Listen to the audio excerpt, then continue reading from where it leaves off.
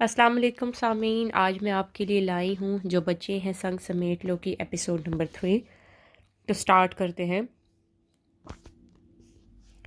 اس کا گھر قریب تھا یا واقعی اپنے دعوے کے مطابق تیز ڈرائیونگ کرتی تھی جو محض 15 منٹ کے اندر اس کے ہوٹل میں موجود تھی۔ وہ ہوٹل کی لابی میں اس کا انتظار کر رہا تھا۔ لیزا نے اسے کال کی تھی۔ میں پہنچ گئی ہوں، تم باہر آ جاؤ۔ وہ اپنا لیدر بریف کیس ہاتھ میں لیے باہر آ گیا تھا۔ اسے سخت شرمندگی کا احساس ہو رہا تھا۔ کسی سے آپ اتنی بدتمیزی کریں اور پھر محض 12 گھنٹوں کے اندر اندر اسی شخص سے مدد لیں۔ اسے لیزا کا سامنا کرنا مشکل لگ رہا تھا، مگر وہ ڈرائیونگ سیٹ پر بیٹھی مسکراتے ہوئے اس کا استقبال کر رہی تھی۔ اس نے کریم کلر کی jersey T shirt black jeans کے ساتھ پہن رکھی تھی۔ اس کے سرخی مائل براؤن بال شانوں سے کچھ نیچے آتے تھے اور اس وقت کھلے ہوئے تھے۔ اس نے آگے کے بالوں کو کانوں کے پیچھے کر رکھا تھا۔ پنک لپسٹک اس کے ہونٹوں پر سجی تھی۔ ہمیشہ کی طرح نفیس اور ڈیسنٹ نظر آ رہی تھی۔ وہ سیٹ بیلٹ باندھے ہوئے بیٹھی تھی۔ چاؤ سکندر، چاؤ۔ وہ اس کے برابر والی سیٹ پر بیٹھ گیا تھا۔ اس نے بھی سیٹ بیلٹ باندھ لی تھی۔ 5:35، 5:40 پر سورج طلوع ہوا کرتا تھا۔ گویا ابھی سورج بھی طلوع نہ ہوا تھا جب 5:15 بجے انہوں نے اپنا سفر شروع کیا تھا۔ آئی ایم سوری لیزا، تمہیں میری وجہ سے اس قدر زحمت اٹھانا پڑ رہی ہے۔ جو وقت لوگوں کے سونے اور آرام کرنے کا ہوتا ہے، اس وقت اپنے آرام دہ بستر سے نکل کر وہ اسے ایک دوسرے شہر پہنچانے جا رہی تھی۔ وہ سخت شرمندگی محسوس کر رہا تھا۔ اس کے ساتھ اس نے ایسا کون سا دوستانہ رویہ رکھا جو بدلے میں اسے اپنے کسی احسان کی توقع رکھتا۔ اتنے پرتکلف بھاری بھرکم جملے مت بولو۔ تم روبرٹو کے کولیگ ہو اور روبرٹو میرے بچپن کا دوست ہے۔ وہ اگر روما میں موجود نہیں ہے تو اس کی غیر موجودگی میں مجھے تمہاری مدد کرنی چاہیے۔ وہ اس کی طرف دیکھ کر مسکرا کر بولی۔ تم اس وقت جاگی ہوئی کیسے تھی؟ اسے یاد آیا وہ فون پر یہی کہہ رہی تھی کہ وہ جاگی ہوئی تھی۔ لیزا اس کے سوال پر ہنسی۔ میں اپنے اسٹوڈیو پر تھی، پینٹنگ کر رہی تھی۔ تمہارا شاید کبھی واسطہ نہیں پڑا، ہم آرٹسٹ لوگ ایسے ہی ہوتے ہیں۔ کام کی دھن سوار ہو جائے تو دن اور رات کے احساس سے بے نیاز ہو جاتے ہیں۔ اس کی نگاہیں اسٹیئرنگ پر جمے لیزا کے ہاتھوں پر پڑی۔ اس کی انگلیاں لمبی مخروطی تھی۔ بلا شبہ یہ ہاتھ ایک آرٹسٹ ہی کے ہاتھ تھے۔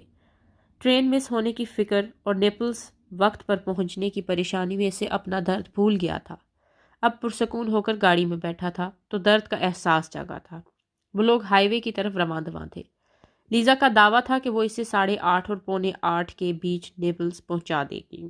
اسے دوبارہ درد کی شدت محسوس ہونے لگی تھی۔ وہی گردن کے پچھلے حصے سے اٹھتا، کندھے اور بازوؤں تک جاتا ہوا درد۔ اس وقت صرف اس کے سر میں درد نہیں ہو رہا تھا۔ 1-2 منٹ کے لیے اس نے آنکھیں بند کی تھی، سیٹ کی پشت سے کمر ٹکائی تھی۔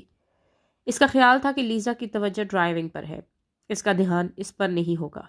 تمہاری طبیعت کیسی ہے؟ اس نے جیسے ہی آنکھیں کھولی، لیزا نے اس سے پوچھا۔ ٹھیک ہے، وہ اپنے الفاظ میں زور پیدا کرتا ہوا بولا۔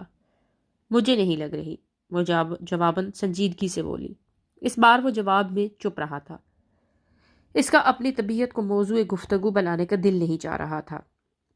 کیونکہ اسے گردن دائیں بائیں کرنے میں تکلیف ہو رہی تھی، اس لیے اس سے بات کرنے کے لیے وہ پورا کا پورا اس کی طرف گھوما۔ اب جبکہ وہ اس کا احسان لے چکا تھا اور وہ اتنی غیر معمولی حد تک جا کر اس کی مدد کر رہی تھی، تب اخلاق اور تہذیب کا تقاضا یہی تھا کہ وہ اسے اپنے کل شام کے رویے پر اس سے معذرت کرے۔ اس کے کچھ کہنے سے پہلے پتہ نہیں لیزا نے اسے اتنے غور سے کیوں دیکھا تھا۔ وہ سنجیدگی اور بردباری سے گویا ہوا تھا۔ I am extremely sorry Lisa, میں نے کل تمہارے ساتھ کافی مس بیہیو کیا تھا۔ ایکچولی میں کسی اور بات پر اپسیٹ تھا کہ میں تمہارے سامنے آ گئی اور تم مجھ پر خفا ہو گئے۔ وہ اس کا جملہ اچک کر مسکرا کر بولی۔ جملے کے اختتام پر وہ جیسے اپنے ہی کہی بات کا مزہ لیتی رہی۔ اسے اتنی ملاقاتوں کے بعد اب اندازہ ہو چکا تھا کہ بات پہ بات مسکرانا اور بے تحاشا بولنا اس لڑکی کی عادت تھی۔ بے فکر رہو، میں نے تمہاری باتوں کا برا نہیں مانا۔ مجھے کل ہی اندازہ ہو گیا تھا کہ تم کسی اور بات سے اپسیٹ ہو۔ ویسے تم کس بات پر اپسیٹ تھے؟ پھر وہی ذاتی سوال۔ آخر یہ لڑکی اس کے اندر جھانکنے کی کوشش کیوں کرتی تھی؟ شاید نہیں، یقیناً اس کے چہرے پر ایسے تاثرات آئے تھے کہ وہ اس سوال کو ناپسند کر رہا ہے۔ تب ہی وہ جلدی سے معذرت کرنے والے انداز میں بولی، نہیں بتانا چاہتے مت بتاؤ، مگر دوبارہ مجھ پر اپسیٹ مت ہونا۔ جملے کے آخر میں وہ مسکرائی تھی۔ تکلیف کے باوجود اس بار وہ بھی مسکرایا تھا۔ تمہاری گردن میں تکلیف ہے؟ اسے اب لیزا کا چند منٹ قبل اپنی جانب بغور دیکھنا سمجھ میں آیا تھا۔ وہ جس طرح پورا کا پورا اس کی طرف گھوما تھا بات کرنے کے لیے، اس سے لیزا نے محسوس کیا تھا۔ ہاں شاید سوتے میں جھٹکا آ گیا، وہ لہجے کو کستن بہت لاپرواہ بنا کر بولا۔ لیزا نے ہاتھ بڑھا کر اس کی سیٹ بیک کو پیچھے کی طرف کر دیا۔ تم آرام سے ٹیک لگا کر بیٹھ جاؤ، چاہا تو پیچھے سیٹ پر لیٹ جاؤ۔ وہ اس آفر پر اب کی بار ہنس پڑا تھا۔ تم کیوں ہنسے؟ میں نے کیا کوئی لطیفہ سنایا ہے؟ لیزا نے اسے گھورا۔ کچھ نہیں، ایسے ہی، وہ ہنسی روک کر بولا۔ تم کیا پینٹ کرتی ہو؟ اس نے پہلی بار اس سے کوئی سوال کیا تھا۔ اس کے بارے میں کچھ پوچھا تھا۔ زیادہ تر لینڈسکیپ، اسٹل لائف اور پورٹریز، کبھی کچھ اور موڈ بن جائے تو وہ بھی پینٹ کر لیتی ہوں، ورنہ میرے خاص موضوعات یہی ہیں۔ وہ مسکرا کر بولی، پھر اس کی طرف دیکھ کر پوچھنے لگی، تم دوحہ میں رہتے ہو؟ ہاں۔ تمہاری فیملی بھی وہیں رہتی ہے؟ لیزا نے یہ شاید سوال یوں ہی پوچھ لیا تھا، مگر اس کے لب ایک دم ہی بھیج گئے تھے، چہرے پر سختی اور کھردرا پن آ گیا تھا۔ بہتر ہوگا لیزا اگر تم مجھ سے پرسنل سوالات نہ کرو۔ سخت لہجے میں بولتے بولتے اسے ایک دم ہی یاد آ گیا تھا کہ وہ اس وقت اس کی گاڑی میں ہے، اس کے آسرے پر، اس کی مدد کے سہارے نیپلز جا رہا ہے۔ تب فوراً ہی اپنی ٹون نارمل کر کے اپنے سخت جملے کا اثر ضائع کرنے کے لیے بولا، میں اکیلا ہوں، میری فیملی نہیں ہے۔ لیزا نے اس کی طرف دیکھا۔ اس نے اس کی فیملی نہ ہونے والے جملے کا نوٹس بھی نہیں لیا تھا۔ اس نے اگر نوٹس لیا تھا تو اس کے پل بھر میں بدلتے لب و لہجے کا۔ ایک اٹالین لڑکی کے لیے فیملی کی کیا اہمیت ہو سکتی تھی جو وہ اس کے جملے میں موجود کرب کو محسوس کر پاتی۔ ہو تم اچھے خاصے بدتمیز، پر سچ کہوں یہ بدتمیزی تمہیں سوٹ کرتی ہے۔ وہ جملہ مکمل کرنے کے بعد مسکرائی تھی۔ وہ جس رفتار سے ڈرائیونگ کر رہی تھی اسے یقین تھا وہ اسے مقررہ وقت سے پہلے نیپلز پہنچا دے گی۔ ایک دو بار تو اس نے اتنے خطرناک انداز میں موڑ کاٹا تھا کہ اسے لگا تھا اب ایکسیڈنٹ ہوا کہ تم مجھے ٹائم پر پہنچانے کے لیے اس سپیڈ سے ڈرائیو کر رہی ہو۔ نہیں، یہ میری عادت ہے، انفیکٹ یہ تمام اٹالینز کی عادت ہوتی ہے۔ فاسٹ ڈرائیونگ ہم اٹالینز کی پہچان ہے۔ جو بات قابل فخر ہرگز نہ تھی وہ اسے بھی فخریہ انداز میں بیان کر رہی تھی۔ وہ اس کے فخریہ انداز میں گردن اونچی کر کے بولنے پر مسکرایا تھا۔ چند منٹ خاموشی سے ڈرائیو کرتے رہنے کے بعد لیزا نے اس کی طرف دیکھا۔ وہ سیدھا بیٹا ونڈ اسکرین سے اس پار ہائی وے کو دیکھ رہا تھا۔ لیزا کی نگاہیں محسوس کر کے وہ پھر گردن اس کی طرف نہ گھما سکنے کے باعث سیٹ پر بیٹھے بیٹھے پورا اس کی طرف گھوما۔ تمہیں بہت تکلیف ہو رہی ہے نا؟ تم نے کوئی میڈیسن لی؟ اس نے نرم لہجے میں پوچھا۔ میڈیسن لے لی تھی، تکلیف زیادہ نہیں ہے، لاؤ اب میں ڈرائیو کروں، اس نے لیزا سے کہا۔ اتنی صبح سویرے وہ اسے دوسرے شہر پہنچانے جا رہی تھی، اسے مسلسل شرمندگی کا احساس تھا۔ تم آرام سے بیٹھو اور میری ڈرائیونگ سے لطف اندوز ہو، وہ مسکرا کر شرارت بھرے انداز میں بولی۔ تمہاری اس ڈرائیونگ کے دوران صرف اللہ یاد آ سکتا ہے اور آ رہا ہے، وہ اسی کی ٹون میں جواباً بولا۔ لیزا کھلکھلا کر ہنسی۔ میری یہ ڈرائیونگ ہی تمہیں ٹھیک وقت پر تمہاری منزل پر پہنچائے گی۔ اسے بات پہ بات کس قدر ہنسنے کی عادت تھی۔ تم نے میرے روما میں اب تک کہاں کہاں گھوم لیا؟ کتنی جگہوں کی سیر کر لی؟ چند منٹوں کی خاموشی کے بعد لیزا نے اس سے پوچھا۔ اس کے میرے روما کہنے میں اپنے شہر کے لیے بے پناہ محبتیں چھپی ہوئی تھی۔ کسی بھی جگہ نہیں، میں نے صرف ویا وینیٹو اور ویا بربنینی کے آس پاس کی جگہ آتے جاتے دیکھی ہے، وہ صاف گوئی سے بولا۔ کیا تم اٹرنل سٹی میں ہو؟ دنیا بھر کے ٹورسٹ کی فیورٹ جگہ پر آئے ہوئے ہو اور وہاں پر کچھ بھی نہیں دیکھا؟ وہ حیرت کی زیادتی سے چلائی تھی۔ لیزا کے لفظ اور اس کا انداز بتا رہا تھا کہ وہ اپنے شہر سے محبت کرتی ہے اور اس پر فخر میں بھی مبتلا ہے۔ ہاں، میرے پاس ٹائم نہیں تھا اور میرا دل بھی نہیں چاہا تھا، وہ جواباً سنجیدگی سے بولا تھا۔ لیزا نے افسوس سے سر ہلا دیا۔ لیزا نے اپنے وعدے کے مطابق 7:45 بجے اسے نیپلز پہنچا دیا تھا۔ Welcome to Naples, the birthplace of pizza. Pizza کے پیدائشی شہر نیپلز میں خوش آمدید، لیزا نے مسکرا کر قدرے فخریہ انداز میں اس کی طرف دیکھ کر کہا۔ وہ جواباً فوراً بولا، این آرگنائزڈ کرائم، اور منظم جرائم۔ لیزا نے اسے گھور کر دیکھا تھا۔ وہ اپنے روما ہی سے نہیں، وہ اپنے پورے اٹلی سے محبت کرتی تھی۔ تبعیض کے خلاف کچھ سننا اسے پسند نہیں تھا۔ کیوں؟ میں نے غلط تو نہیں کہا؟ پیزا کی پیدائش نیپلز میں ہوئی تھی تو دنیا بھر میں منظم جرائم کا آغاز بھی تو یہی سے ہوا تھا۔ کیا یہاں کا مافیا کھمورا دنیا کا خطرناک ترین مافیا نہیں؟ وہ اپنی منزل پر پہنچ چکا تھا، اب پرسکون تھا، اس لیے اسے لیزا کو چڑھانے میں لطف بھی آیا تھا۔ ہاں ہے، مگر عام لوگوں کے ساتھ یہاں ایسا کچھ نہیں ہوتا ہے۔ نیپلز کی ریپوٹیشن بری زیادہ ہے۔ وہ فوراً نیپلز کے دفاع میں بولی تھی۔ 8 بجے وہ اسے سڑک پر لے آئی تھی جہاں اس کمپنی کا ہیڈ آفس واقع تھا، جن کے ساتھ اس کی میٹنگ تھی۔ جس علاقے میں وہ تھے وہاں جدید عمارتیں تھیں۔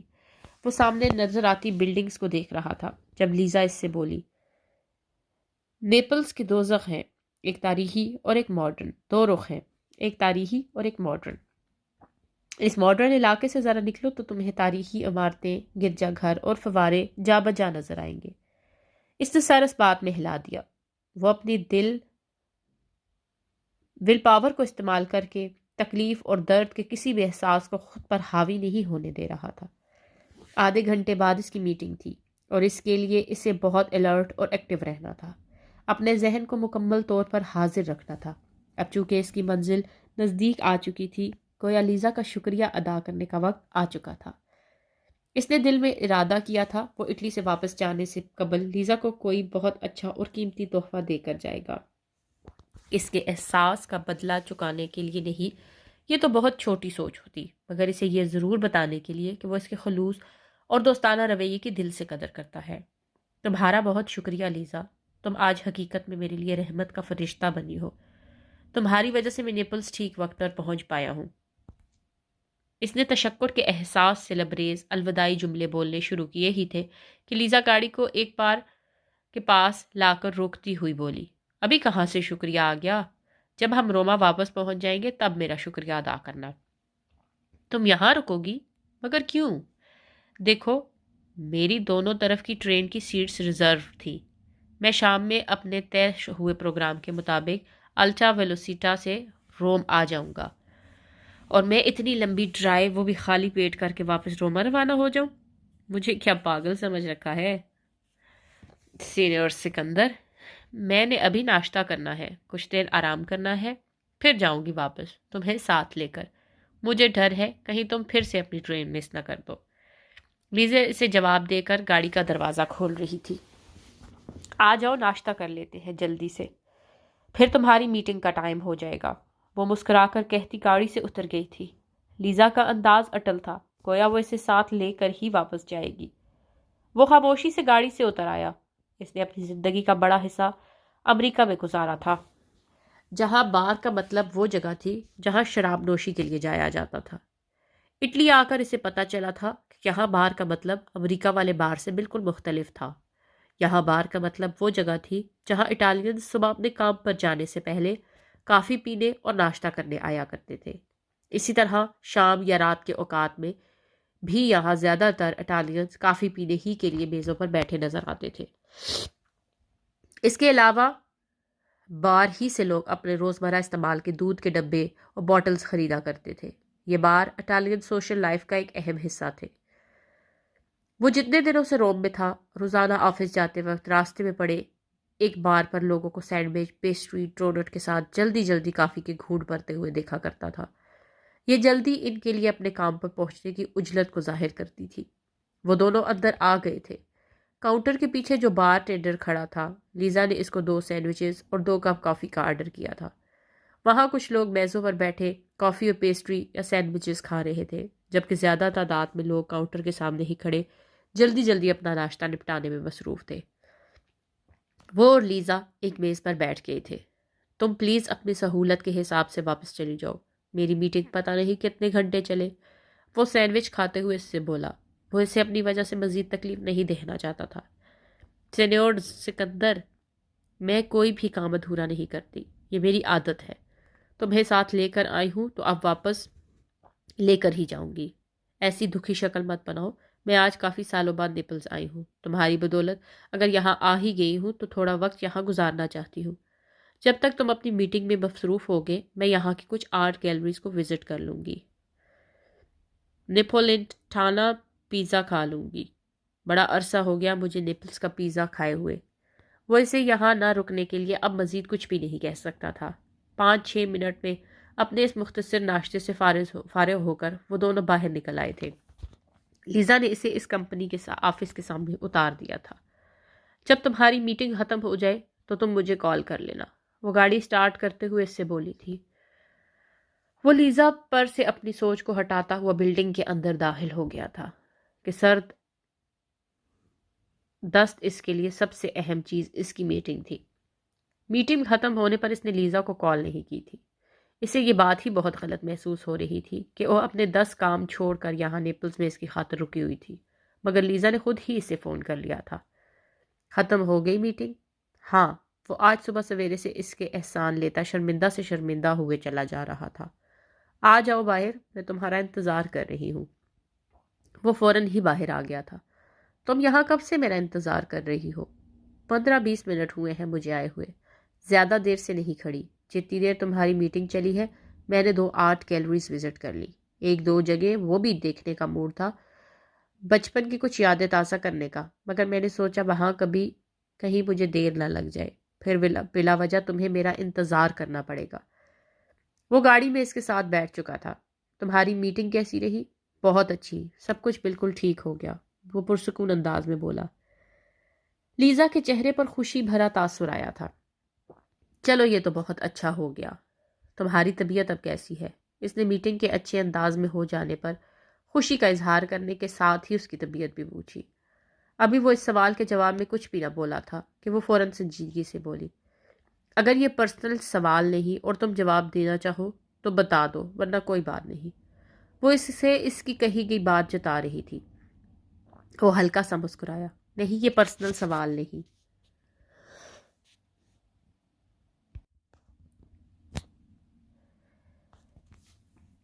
وہ اس سے اس کی بات کہی بات جتا رہی تھی۔ وہ ہلکا سا مسکرایا، نہیں یہ پرسنل سوال نہیں۔ میری طبیعت ابھی بھی پوری طرح ٹھیک نہیں ہے، مگر صبح سے کافی بہتر ہے۔ اصل میں مجھے سرویکل پین ہو رہا تھا۔ اوہ، تب ہی تم اتنی تکلیف میں لگ رہے تھے۔ تمہاری شکل دیکھ کر ہی پتہ چل رہا تھا کہ تمہاری طبیعت ٹھیک نہیں ہے، وہ فکر سے اس کی طرف دیکھ کر بولی۔ وہ اس بار جواباً کچھ بھی نہیں بولا۔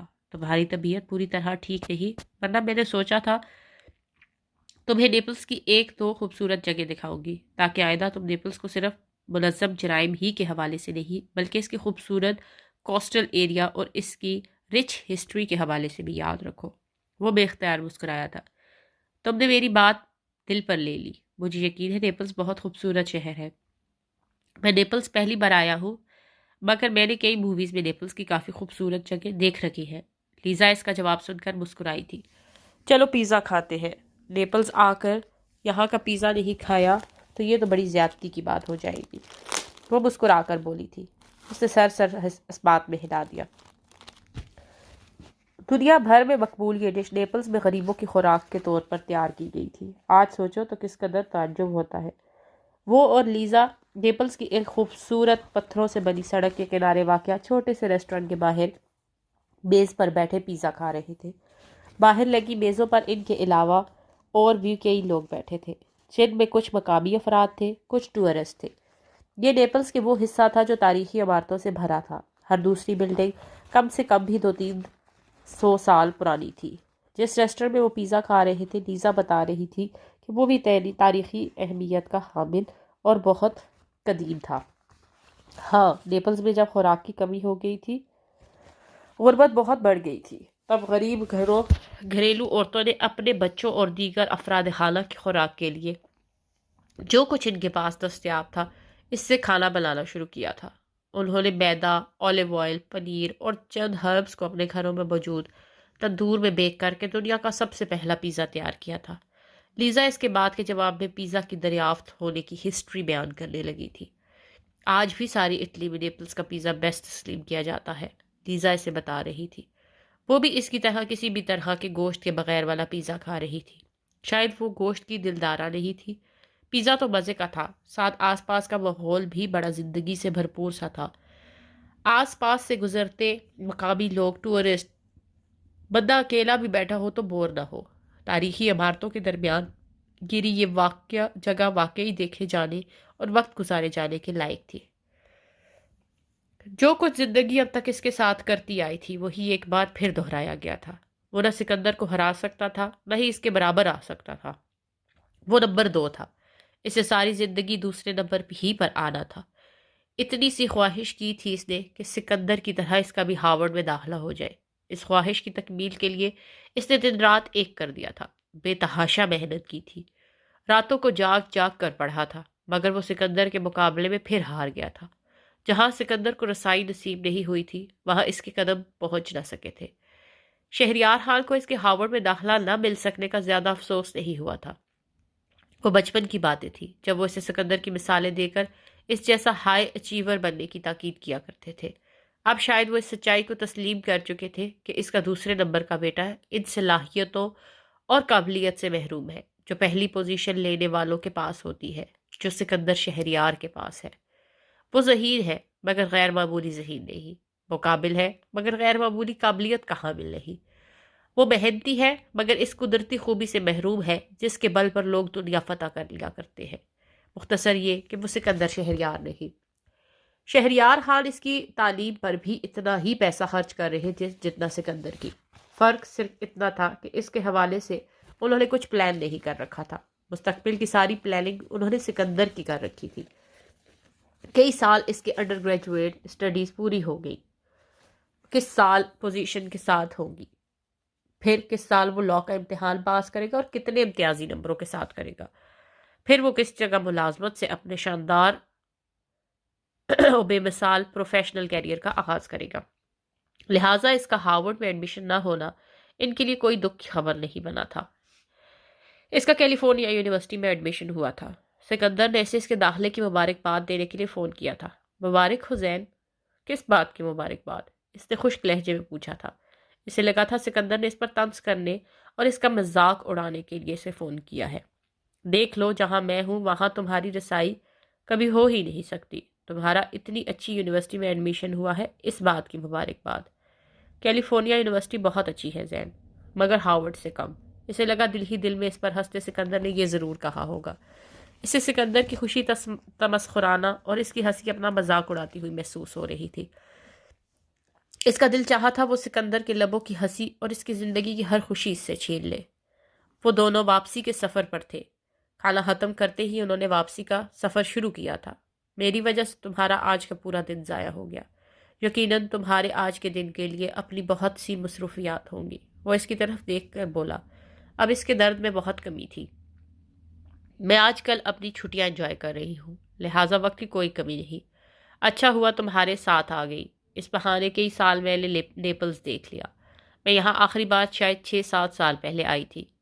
وہ جتنا اس کا ممنون، زیربار اور احسان مند ہو رہا تھا وہ اتنا ہی یہ ثابت کرنے پر تلی ہوئی تھی کہ وہ اس کے ساتھ آ کر اس پر کوئی احسان نہیں کر رہی۔ وہ کہاں جاب کرتی ہے جو آج کل اپنی چھٹیاں انجوائے کر رہی ہے؟ اس نے پوچھا نہیں۔ پھر 2.5 گھنٹے کا سفر طے کیا گیا تھا۔ وہ روما کی حدود میں داخل ہو رہے تھے۔ لیزا اس کی طرف دیکھ کر خیر مقدم کرنے والے انداز میں مسکرا کر اٹالینز میں بولی، لافانی شہر روما میں خوش آمدید۔ وہ بڑے جذب سے بولی تھی۔ اس نے بغور لیزا کو دیکھا۔ تم اپنے شہر سے بہت پیار کرتی ہو، ہے نا لیزا؟ ہاں بہت، مجھے اپنے روما سے عشق ہے۔ یہاں کی سڑکیں، یہاں کی گلیاں، یہاں قدم قدم پر بکھری ہسٹری، میں ان کی سب کی عاشق ہوں۔ حالانکہ تم تو رہتی ہی یہی ہو۔ یہاں کی ہسٹری، آرٹ ہو یا آرکیٹیکچر، سب کچھ ہر وقت ہی تمہارے ارد گرد موجود ہوتا ہے۔ عموماً تو خوبصورت شہروں اور تاریخی جگہوں پر رہنے والے لوگ ان سب کو صبح شام دیکھ دیکھ کر فار گرانٹڈ لینے لگتے ہیں۔ وہ اپنے شہر سے اس کی والہانہ محبت محسوس کر کے سنجیدگی سے بولا تھا۔ میں اپنے شہر کی کسی بھی چیز کو فار گرانٹڈ نہیں لیتی۔ میں روما کی ہسٹری، آرٹ، آرکیٹیکچر کسی بھی چیز سے بور نہیں ہوتی۔ لیزا نے بولتے بولتے ایک نظر اس کی طرف دیکھا۔ وہ اس وقت اپنی عادت کے مطابق مسکرا نہیں رہی تھی بلکہ قدرے سنجیدہ تھی۔ پتہ ہے سکندر، جب کوئی چیز ہم سے چھن جاتی ہے تب ہمیں اس کی زیادہ قدر ہو جاتی ہے۔ اگر میں ہمیشہ روما میں رہتی تو شاید اس کو یوں قدر نہ کرتی جتنی آج کرتی ہوں، کیونکہ اب یہ ہر وقت میرے سامنے نہیں ہوتا۔ اس نے لیزا کے چہرے پر ایک دکھ بھرا احساس ابھرتے دیکھا۔ وہ جس روز اس سے ملا تھا، اس نے اس لڑکی کو صرف بے تحاشا بولتے اور ہنستے دیکھا تھا۔ نہ جانے وہ اب اپنے اندر کس طرح کا دکھ بسائے بیٹھی تھی۔ کیا دنیا میں کوئی بھی خوش نہیں؟ وہ کسی کو نہیں، مگر کم از کم مسکراہٹیں اور خوشیاں بکھیر دی۔ اس لڑکی کو تو خوش ہونا چاہیے تھا۔ زندگی کو اس لڑکی کو تو خوشیاں دینی چاہیے تھی۔ وہ آج صبح جب سے اس کے ساتھ تھی، اپنی عادت کے برخلاف کتنا زیادہ بولا تھا، کتنی بار مسکرایا تھا۔ وہ چند دنوں جب روما سے واپس چلا جائے گا، تب لاکھ وعدے کر لینے کے باوجود بھی اس انجان لڑکی سے کبھی کوئی رابطہ نہیں رکھے گا، مگر پھر بھی وہ اس اجنبی لڑکی کو اس لیے ہمیشہ یاد رکھے گا کہ اس کی وجہ سے آج پورے 12 سالوں بعد وہ اس طرح مسکرایا ہے، اتنا زیادہ بولا ہے۔ لیزا اس کی سوچوں سے انجان اسے بتا رہی تھی۔ میں 13 سال کی تھی جب میرے ممی پاپا کی ڈائیورس ہو گئی تھی۔ علیحدگی کے وقت ان دونوں کے درمیان جس طرح باقی تمام چیزوں کا بٹوارا ہوا تھا، اسی طرح ہم دونوں بہنوں کا بھی۔ اس مہذبانہ بٹوارے میں میں پاپا کے حصے میں آئی تھی اور میری بہن ممی کے۔ میری ممی کا تو یہ ملک تھا، وہ یہاں سے کیوں جاتی؟ میرے پاپا البتہ اٹالین نہیں تھے، انہوں نے یہاں کی صرف نیشنلٹی لے رکھی تھی۔ ممی سے علیحدگی کے بعد وہ یہاں نہیں رہنا چاہتے تھے، اس لیے وہ مجھے اپنے ساتھ لے کر لندن چلے گئے، اور یوں سکندر 13 سال کی عمر میں مجھ سے میرا روما چھین لیا گیا تھا۔ وہ دکھ بھرے لہجے میں بولتے بولتے ایک پل کے لیے خاموش ہوئی۔ وہ اس کی طرف دیکھ رہا تھا، اس کی بات توجہ سے سن رہا تھا۔ میں یہاں سے گئی تو میرا دل یہی رہ گیا، میرا دل کبھی لندن کا نہ ہو سکا، میرا دل ہمیشہ یہی رہا، میرے روما میں۔ میرے پاپا کا ملک تو نہ اٹلی تھا نہ انگلینڈ، ان کا ملک تو پاکستان تھا، سو وہ روم میں رہتے یا لندن میں ان کے لیے کوئی فرق نہ تھا۔ ان کی جذباتی وابستگی تو ان دونوں میں سے کسی بھی جگہ سے نہیں تھی۔ لیزا کی ساری بات میں اس کے لیے حیرانی کی بات اس کے والد کا پاکستان سے تعلق ہونا تھا۔ اسے پہلے دن سے لے کر آج تک کبھی ایک پل کے لیے بھی لیزا کے مکمل اٹالین ہونے پر ذرا سا بھی شبہ نہیں ہوا تھا۔ اس نے بے اختیار حیرت سے پوچھا تھا، تمہارے والد پاکستان سے ہیں لیزا؟ لیزا نے اس کی حیرت کو حیرت سے دیکھا، پھر جیسے کچھ یاد کر کے اس پر ہاتھ مار کر بولی، دیکھو ذرا، ہم کتنے دنوں سے مل رہے ہیں مگر ابھی تک ایک دوسرے سے مکمل طور پر اپنا تعارف تک نہیں کروایا ہے۔ بات مکمل کر کے پھر وہ اپنے مخصوص انداز میں مسکرائی، پھر کچھ شرارت بھرے لہجے میں بولی، ویسے ابھی تک تعارف ٹھیک سے نہ ہو پانے کی وجہ یہ بھی رہی کہ تمہیں پرسنل باتیں کرنا پسند نہیں ہے، سو میں تمہارے تعارف سے محروم رہی، اور تم اتنا روڈ ہو کر ملتے تھے کہ اپنے بارے میں بھی کبھی ڈھنگ سے کچھ بتا نہیں سکی۔ وہ اس کی بدتمیزی سے جتا رہی تھی۔ وہ آج مشکل وقت میں اس کی مدد کر کے اب اپنا حق تو وہ رکھتی تھی کہ اس کی بدتمیزی اور بد اخلاقی کا ذکر کر سکے۔ وہ تھوڑا شرمندہ سا ہوا۔ وہ بالکل سچ تھا کہ آج تک اس نے اسے یہ موقع نہیں دیا تھا کہ وہ اپنا مکمل تعارف کرا پاتی۔ وہ شرمندگی کے حصار سے نکلنے کے لیے سنجیدگی سے بولا، تمہاری شکل صورت سے لے کر نام تک کسی بھی چیز سے مجھے کبھی یہ نہیں لگا کہ تم اٹالین اور کرسچن نہیں ہو۔ لیزا ہیبریو نام ہے، اور یہ نام مسلمانوں میں ہوتا ہے، اس کے معنی ہے اللہ تعالیٰ کے لیے وقف کی ہوئی۔ تو لیزا پاکستانی مسلمان باپ اور اٹالین کرسچن ماں کی بیٹی تھی۔ اسے اس انکشاف پر حیرت ہوئی تھی، مگر وہ اپنی حیرت کا اظہار نہیں کر رہا تھا۔ ایسا کرنا اسے بچکانا پن لگ رہا تھا۔ باقی میرا تعارف یہ ہے کہ میں لندن میں رہتی ہوں۔ میں نے لندن سے پینٹنگ میں ماسٹر کیا ہے۔ میں وہاں رائل کالج آف آرٹس میں پینٹنگ، لینڈسکیپ اور اسٹل لائف پینٹنگ پڑھاتی ہوں۔ پینٹنگ میرا پیشن، عشق بھی ہے، پروفیشن بھی۔ جاب سے بچ جانے والے ٹائم میں پینٹنگز بناتی ہوں، اپنے ایگزیبیشن کی تیاری کرتی ہوں۔ اپنی لائف میں کافی مگن، کافی مصروف رہتی ہوں، مگر میں جتنی بھی مصروف ہو جاؤں، سال کے یہ 2 مہینے لازماً روما میں گزارتی ہوں۔ اپنے اس روٹین پر میں 18 سال کی عمر سے کاربند ہوں۔ میں نے روما سے جا کر بھی اپنا رشتہ کبھی یہاں سے ٹوٹنے نہیں دیا، اسی لیے میرے اسکول کے بچپن کے ملنے جلنے والے ان سب سے میرا آج بھی یہاں پر وہی پہلے جیسا تعلق ہے۔ میں آج بھی لندن سے زیادہ روما ہی میں خود کو ایٹ ہوم محسوس کرتی ہوں۔ میں یہاں ایسے آتی ہوں جیسے کوئی اپنے گھر آتا ہے، شاید اس لیے تمہیں میں مکمل اٹالین بھی لگی تھی اور روما میرا گھر بھی لگا تھا۔ وہ دونوں اب روم کی مصروف اور ٹریفک سے بھری سڑکوں پر سے گزر رہے تھے۔ اس کا ہوٹل اب نزدیک ہی تھا، مگر ٹریفک میں پھنسنے کے سبب وقت لگ رہا تھا۔ میرا تعارف تو ہو گیا، اب تم اپنے بارے میں بتاؤ۔ وہ دونوں اس سڑک پر سے ٹریفک میں سے نکلنے میں کامیاب ہوئے۔ تب لیزا اس سے بولی، اس نے ایک پل کے لیے سوچا، پھر سنجیدگی اور بردباری سے بولا، میں نے امریکہ سے لاء میں بیچلرز ڈگری لی ہے۔ ورٹو ہی کی کمپنی کے دوحہ میں واقع ہیڈ آفس میں لیگل ایڈورٹائزر ہوں۔ وہ جیسے ہی اپنے بارے میں مختصر لفظوں میں بول کر خاموش ہوا، لیزا کہکا لگا کر ہنس پڑی۔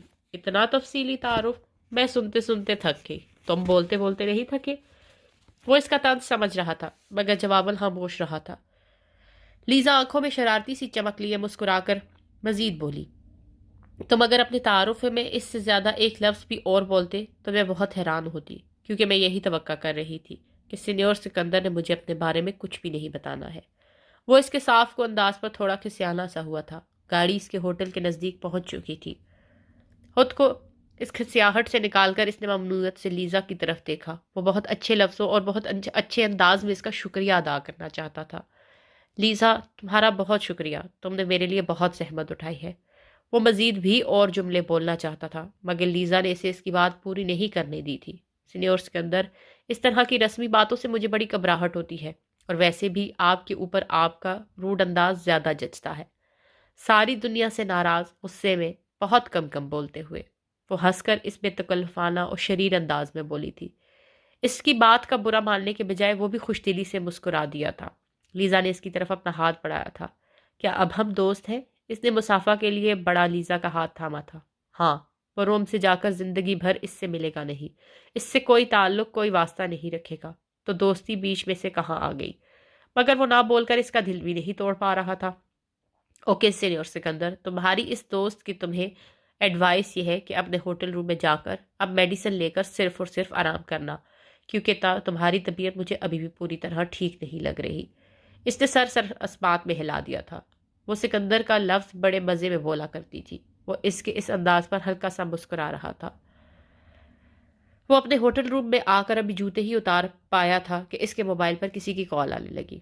اس کا موبائل ٹیبل پر رکھا تھا۔ وہ اٹھ کر میز کے پاس آیا۔ اس نے موبائل اٹھا کر دیکھا۔ یہ کال آمنہ کی تھی۔ اس کے چہرے کے سخت سے تاثرات یک لخت ہی نرمی میں تبدیل ہوئے تھے۔